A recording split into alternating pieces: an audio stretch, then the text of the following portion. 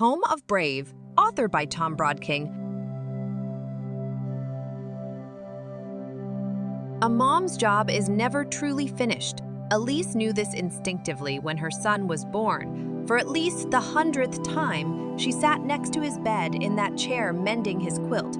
There was no way of knowing, the day she bought it at a flea market, that it would become her son's most valued possession. To call it a quilt stretched the definition, as it was nothing more than 1,000 pieces of oddly shaped swatches stitched together, layer after layer, until the whole of it was thick enough to hold in the warmth of a small boy's body as he drifted off to sleep. The person who pieced together this labor of love must have spent countless hours shaping the useless remnants into a usable blanket. Elise felt it was her duty to repair the inevitable rips as an homage to the unknown creator and as a manifestation of her adoration for the little boy who cherished it. "I love how cool it feels when I first get into bed," her little man observed the first night he wrapped himself in the old quilt. "But before long, it warms up and I'm snug as a bug in a rug. Where did you get it?" The question was one whose answer was too mundane to inflict on a wide-eyed little boy. So Elise stretched the truth just a little. "It was brought over on the Mayflower by the Pilgrims," she answered to her son's delight. "It's made from pieces of fabric from all over Europe and is the first blanket used by the first Americans." It was just a little white lie, but it was also the beginning of a cherished tradition. As stitches unraveled and as tears ripped the quilt and the little boy's heart, Elise sat by his bed and mended the heirloom. Then she would continue the true story of how the quilt had found its way to her son. "During the Revolutionary War, your quilt was captured by General Cornwallis and used to keep his legs warm on the cold winter nights," Elise said, weaving a story as intricate as the blanket itself. "It wasn't until the surrender at Yorktown that it was returned." "Yorktown?" "Yes, Yorktown," she said, smiling. "George Washington took it from Cornwallis and used it during his 8 years as president." "Of course it has," Elise answered with a wink. "But not because of George Washington, silly. John Adams was the first president to live in the White House." "Who then, Mom?" the little boy asked. "Who took my blanket to the White House?" "That's a story for later," Elise replied, kissing her son on his forehead. "Now you get some sleep, and I'll continue the story next time." Elise, unfortunately, had far too many opportunities to continue the blanket's tale as her son was given to debilitating headaches. At first, the doctors thought he was prone to systemic migraines, but the truth was much worse.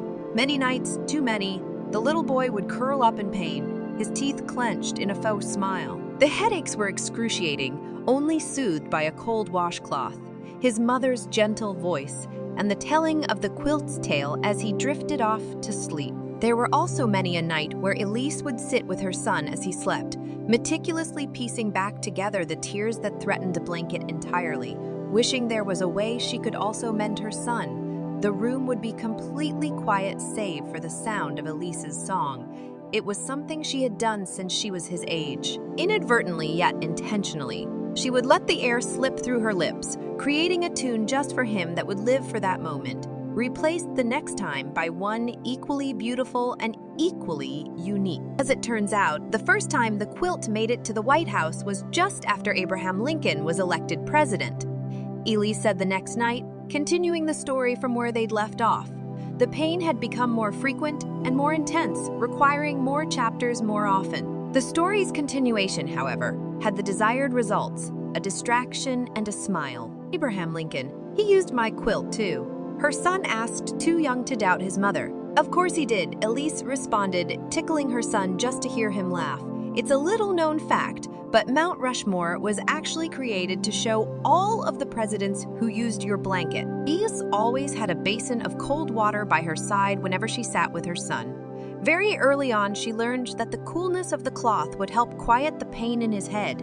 It was her greatest joy to moisten the cloth, keeping it cold throughout her story. The little boy's head still throbbed, but while his mom was telling the story, she would gently wipe his forehead with the cold cloth, and it was almost as if he forgot the pain for a time. If all went well, he would fall asleep listening to the tale of his blanket, as sleep was becoming his only relief from the pain. "Did you know your blanket went to the moon?" Elise asked one day when her son seemed particularly down. "Neil Armstrong may have been the first man to set foot on the moon, but he laid out your quilt so he and Buzz Aldrin could have a picnic. The idea of two astronauts having a picnic on the moon resulted in spontaneous laughter for both mother and son. Is Buzz Lightyear named after Buzz Aldrin? He asked his mom, as both continued to laugh. As a matter of fact, he was, Elise replied with a smile. If you must know, Buzz Aldrin presented your quilt to Buzz Lightyear as a gift, which means your blanket has been to infinity and beyond. Exactly. Elise confirmed as she refreshed his cloth and placed it back on his head. Day after day, she would take her boy to doctors and then specialists and eventually to the hospital. Then, night after night, she would sit by his bed and tell the story of the quilt. Elise did everything she could to stretch out the story, and as each new adventure was passed from mother to son, so too was hope, in the only way she knew how. The night that she finished the story was, in so many ways, just like most of the other nights. Elise was home in her favorite chair next to her son's bed. Her breathing was labored and her voice unsteady. And then I stopped by a flea market on my way home from the store, and there it was, your beautiful, wonderful blanket. I knew you must have it, so I scooped it up, paid the nice woman, and brought it home to you. Tears filled Elise's eyes as she sewed the last stitch on the old quilt. Holding it up, she remembered the first time her son covered himself with the blanket. I love how cool it feels when I first get into bed. It's finally fixed. It's perfect. Elise said out loud, tears continuing to flow. I love how cool it feels too. Summoning every bit of her strength, she lay the beloved blanket on the empty bed in front of her. Being a mom is a job that is never truly finished. At least she had hoped so. With nothing else left to do for her son, she sat back in the chair and silently sobbed.